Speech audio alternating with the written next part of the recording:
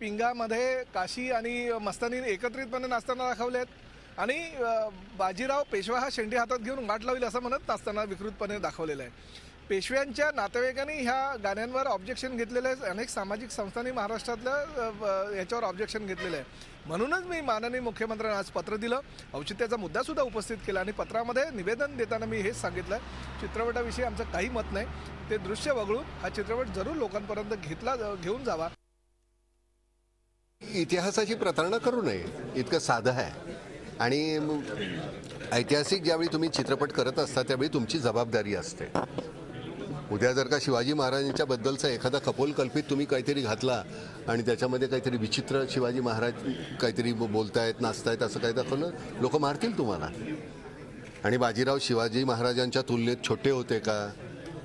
तसंही नाही. शिवाजी महाराजात. पण बाजीराव हा एक असा योद्धा आहे की ज्यांनी कुठलीच लढाई हरला नाही. तो मानबिंदू आहे सगळ्यांचा. मी तसं नाही म्हणत. आता चित्रपटामध्ये नेमकं त्यांनी काय दाखवलंय कसं दाखवलंय मला माहिती नाही. पण मी जर का दिग्दर्शित केलं असता तर मी अशा लिबर्टीज घेतल्या नसत्या. झी 24 तास रहा एक पाऊल पुढे.